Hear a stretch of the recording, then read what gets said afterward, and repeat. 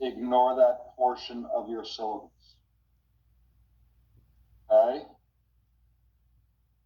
I get a hands up for a check. Good, okay, very good, or a text, excellent, very good. All right, so with that, last time we spoke about your environmental impact statement, is that correct? And you can speak up too, I have you guys unmuted. As long as we talk one at a time, it should be good. I want you guys to feel free to speak. But we spoke basically about we have absolute environmental impact, but compared to most types of development, this is probably minimal environmental impact. We have two types of impact: long-term, and that would of course be the loss of trees, the loss of wildlife in those areas. We have to worry about the constrained areas and keep them preserved. But we also have short-term environmental impacts involved with any construction project, particularly this, where we will have noise from construction, we'll have dust, we'll need to control silt and erosion during construction. And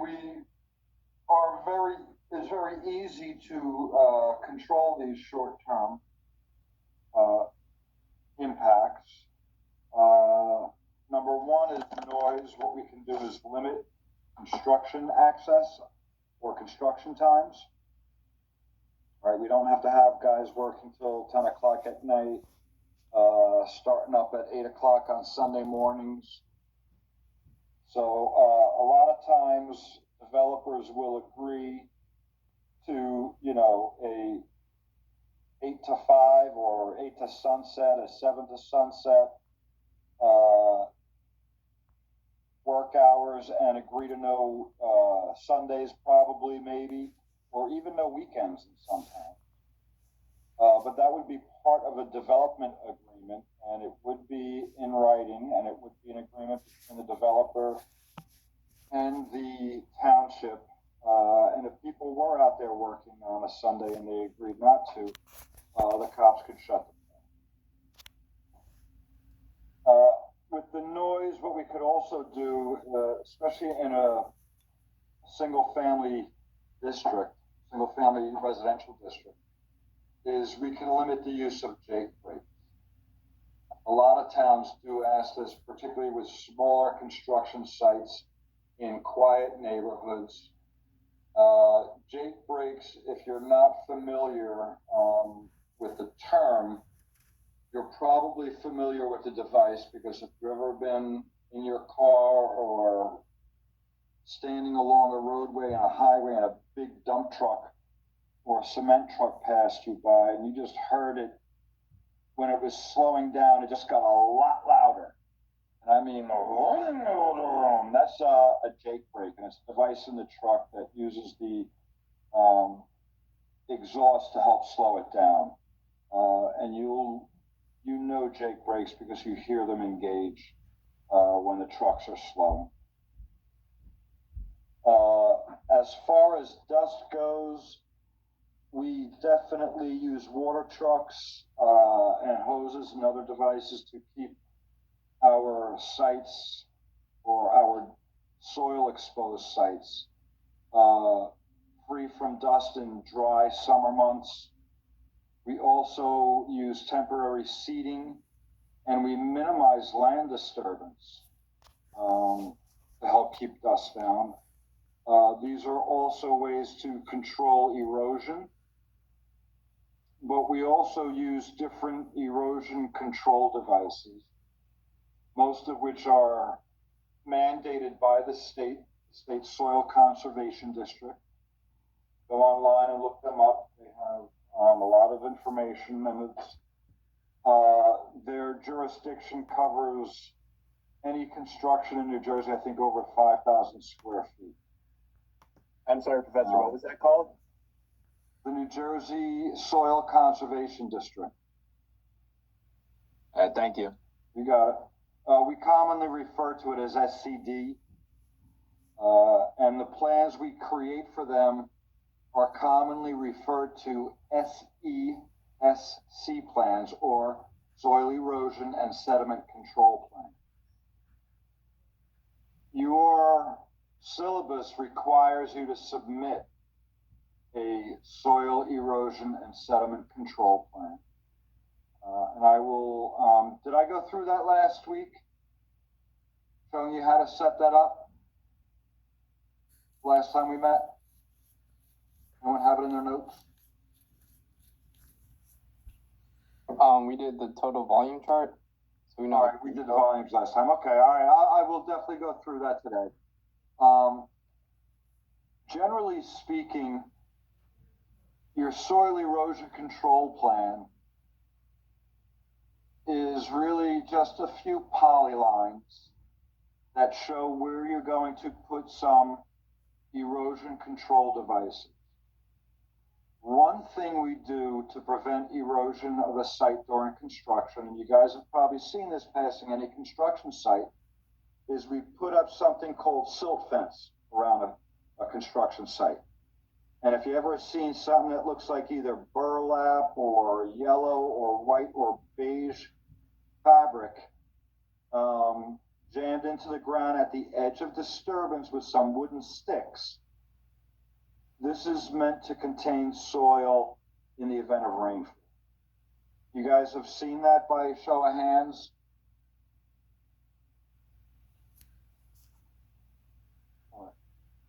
Yeah, it's pretty common. Any good construction site, any legal construction site should have that. And you should note that we put this filter fence, we call it, or silt fence, one or the other, around three sides of our project.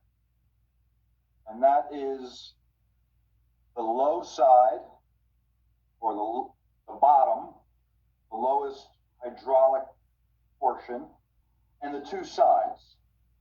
And we don't put the silt fence along the top because we're just letting water in. We don't have to worry about silt running uphill.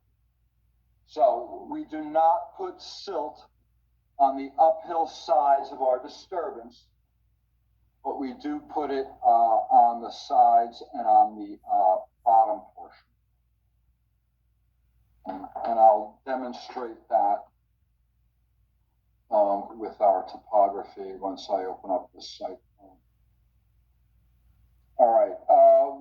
Some of the other things that your soil erosion and sediment control plan has are inlet filters. And inlet filters can be a bunch of different devices, and you've probably, if you've driven up along a construction project involving roadways and drainage, you've seen some hay bales piled around an inlet, or maybe you've seen some, again, filter fabric, some gray permeable cloth that will let water soak through but catch fine particles. And they use that again just to prevent dirt from running into the storm sewer. Dirt running into storm sewers is not good. It's just gonna, if the sewers are designed properly to meet self-cleaning velocities, technically any silt that goes in is just gonna end up in the downstream channel that it discharges.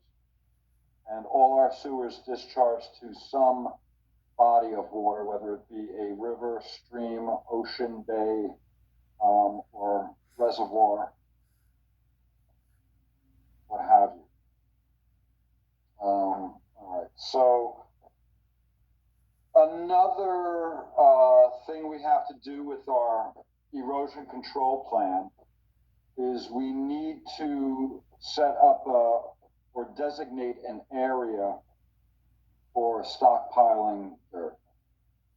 And we do that by showing basically a circle of that filter fence, or an oval, whatever you have, just to show where everything would happen. I'm going to bring in my surfaces here, and I'll show you guys how to set up. I don't want, you guys can see everything, right? Yes. Okay. I think when it goes to X reference, oh, it's over here. There we go. All right, I'm going to bring this in. This is, of course, the wrong style. Hold on. All right, so I've talked to you guys about this. Can you still see my screen, this dialogue I'm moving around? Yes, good.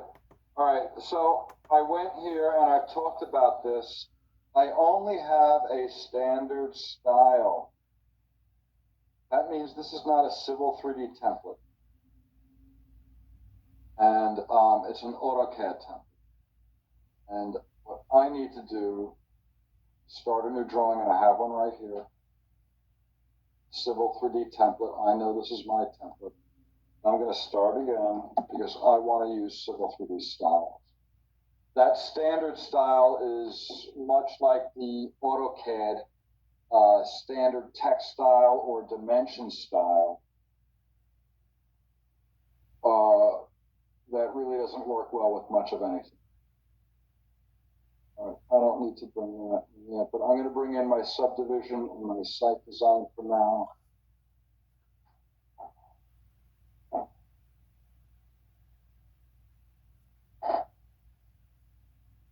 All right, so again, in terms of drafting, your soil erosion sediment control plan is a bunch of polylines and some leaders telling me what they are.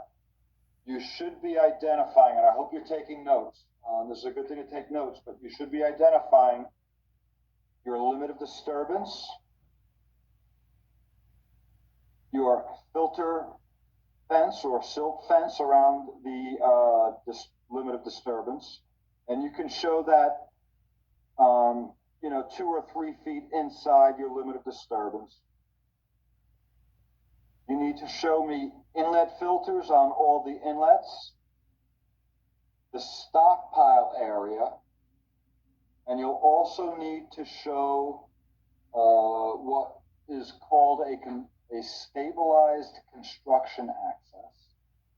It is also sometimes commonly referred to as a wheel blanket. And I'll explain that in a minute too. But let's look at my soil erosion. And now if you look at my styles, I know I have a Civil 3D template because I have all the styles in. So I'm good with that. I hit OK.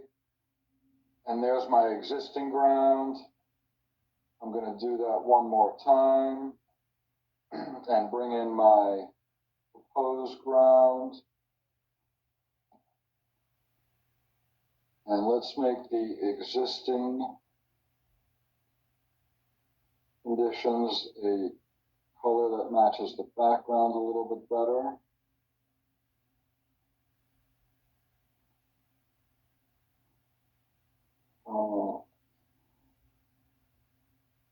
And send that to the back. And there we can see what we're doing and what's going on. So we know that this is the high point, and this is my surface. I have a surface style, and note, I'm going to edit this style. I'm going to turn on the border, color red, change the line type if I want. I have one in here for a limit of disturbance, actually.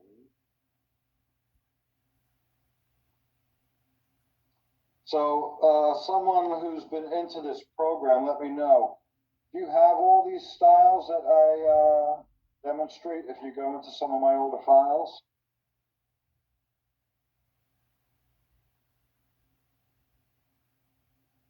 And you can just answer that. You guys can talk. I have you. Oh, I don't have all of you on mute. Let me. Oh, there. Look at this. Give me 1 second to mess around with WebEx. Okay.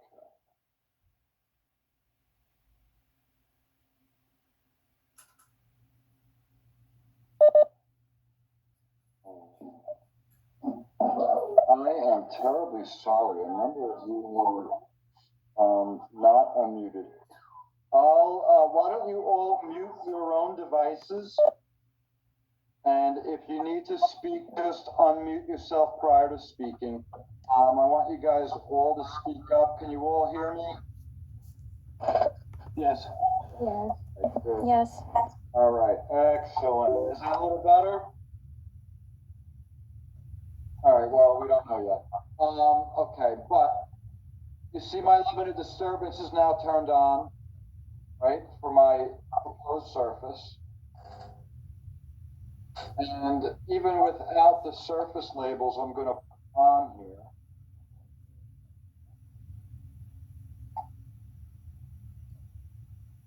We know that the water is running from here down, up to the upper left of my screen, right? And over here, it's doing the same, and it's running outside the scene. So if this is my limited disturbance, and it's showing on my surface, I'm not sure if you CAD geeks are aware of this, but you can extract that polyline that is the border of the surface, and that could be used to create your filter fabric and or your limited disturbance line if you don't just want to show it with the surface. But once you select the surface, again, your contextual ribbon lights up, and there's this panel right here. I have my control. Wow, can you guys see that little circle?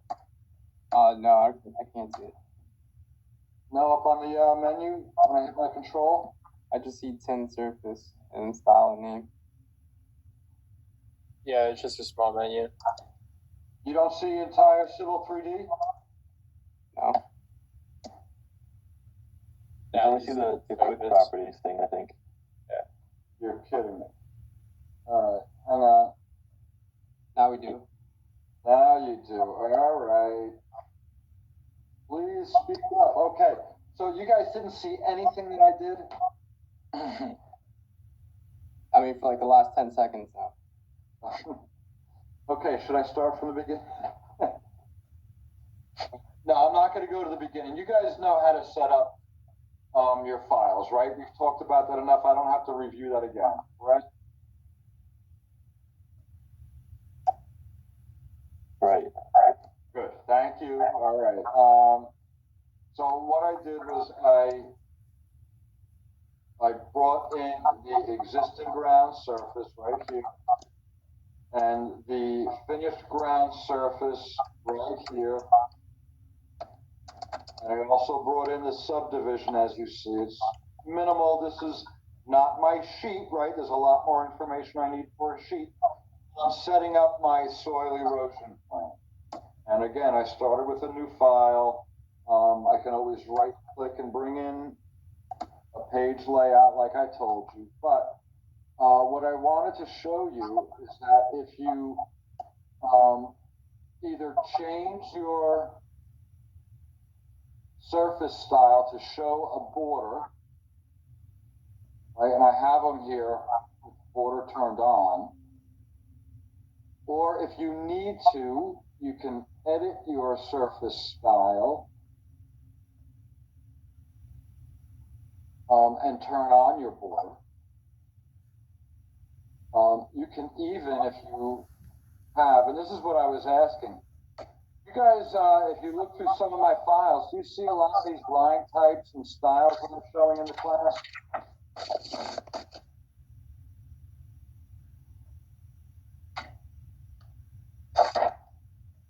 No? Okay. All right, so, if you notice, I have a line type here, PLOD, limit disturbance. I can assign it as the line type for the border, turn it on,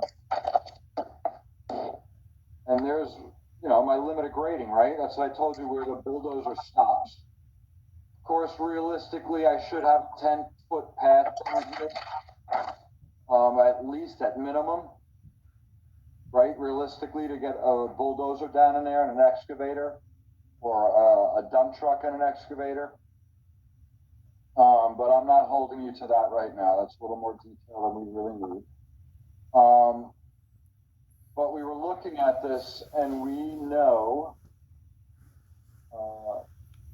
that if we add some labels, we know that we're basically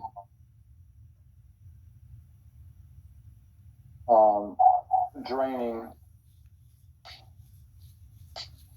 into this channel along here.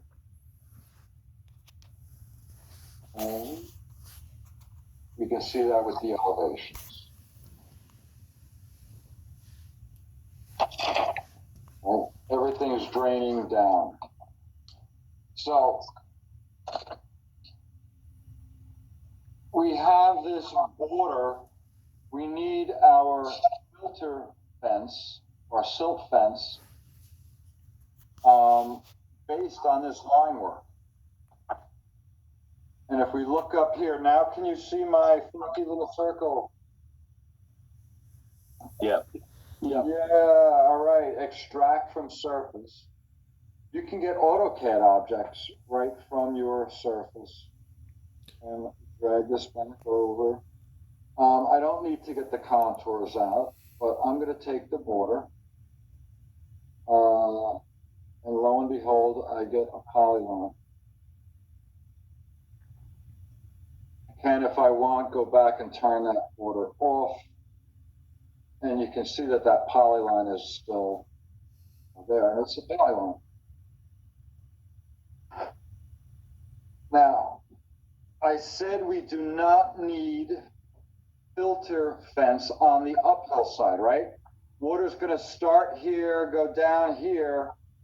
I don't need to worry about any erosion from raw earth or bare earth going uphill, do I? Right? Rainwater isn't going to carry the dirt uphill, is it? Someone please answer, make me feel like I'm doing something. No. Yeah, thank you. Okay, yeah, right, the dirt is not going to run uphill, but it is going to run downhill. And this filter fence, silt fence, filter fabric, whatever it's called, or you know, depending on the guy you work for, does not need to be on the high side. So I'm going to break it there.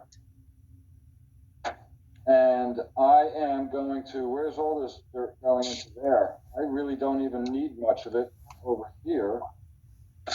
Over here, I could probably break this somewhere right around here. And if I offset this line, I'm going to say 3 feet. You can offset it inside or out, I don't care. I'm going to join these. Hold on.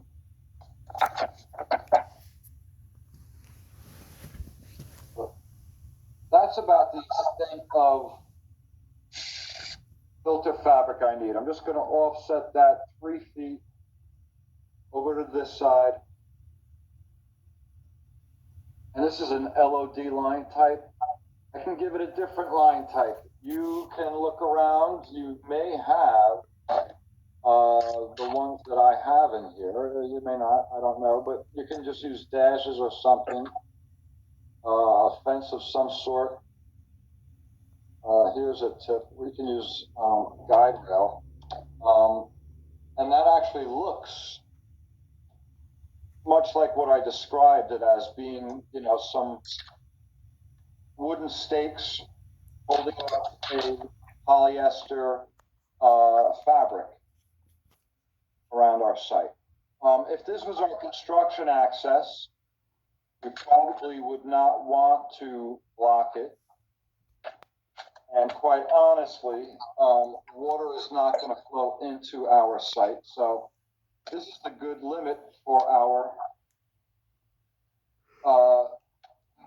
construction fence, or silt fence. I know my plans are in 40 scale. I make sure my model space is set to 40 scale. I know my rotation is based upon this lower property line for my plan. So I get my orientation correct. Now if I set a layer for my annotations,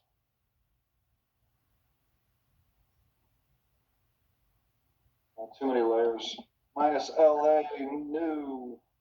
Little tip, if you have a lot of layers and you want something you want to find quickly, put an underscore in front of the name, and it'll be on top of layer 0, and you'll be able to find it real quick. But I want this to be Anno-SESC,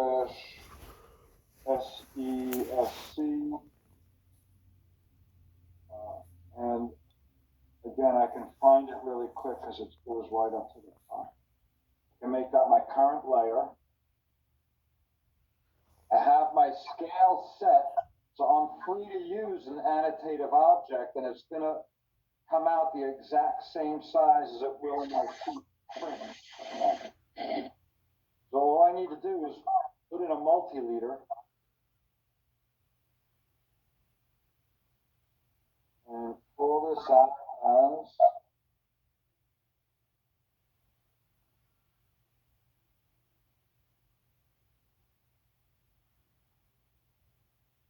silt fence typical. Down over here, limit of disturbance.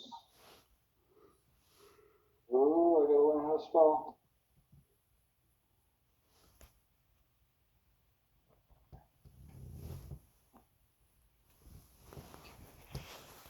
And I begin to develop that map. It looks like I could use a little filter fence off here. I do not need it. Again, on the high side of this, and water is going up to the left now. I can break this basically there, and basically somewhere over here. Get rid of that. And what else do I need to show on this map? I told you a few other things. One is a construction access. And what a construction access is a very simple device to clean the tires of trucks. All right, by a show of hands, how many have come up to a construction site and noticed a bunch of rocks laid out at the driveway? Yep. This is what we call a stabilized construction access, or a wheel blanket.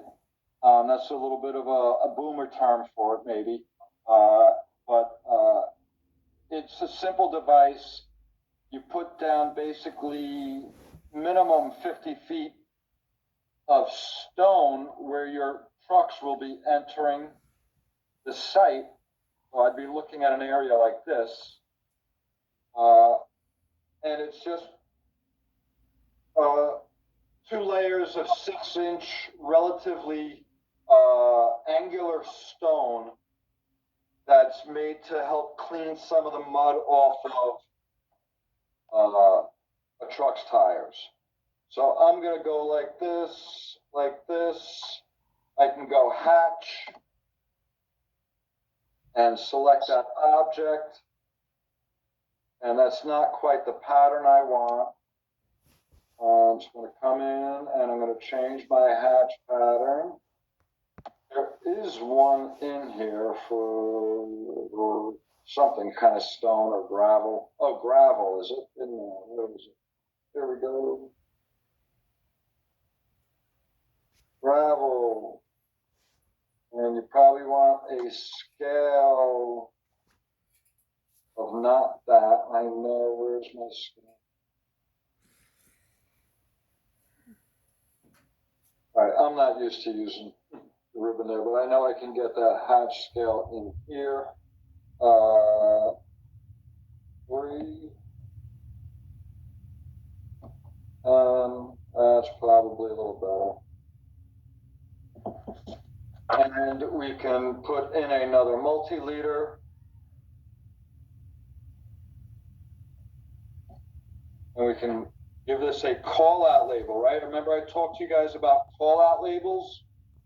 This would be a call-out label. I'm calling out what the device is shown on the plan. It's not station. It is stabilized construction access.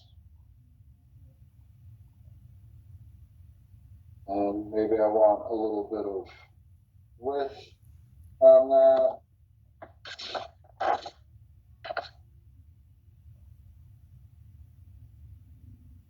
And maybe I want this on a different layer, a different color.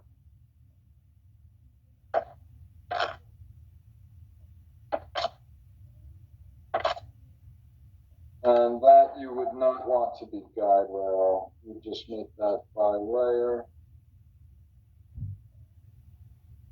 All right, so there's one last thing that we would need to show on a soil erosion control plan. What would that be? What was the one thing I did not cover yet that I talked to you about? Or 2 things, actually. Stockpile. Stockpile, yeah. How easy is this one? Watch this. Circle. 1, 2. MA. 1, 2. Look at this. Are those stakes on the right side?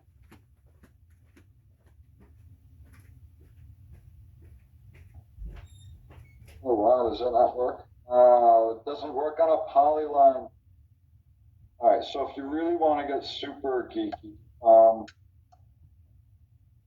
MapClean can turn a circle. This is a really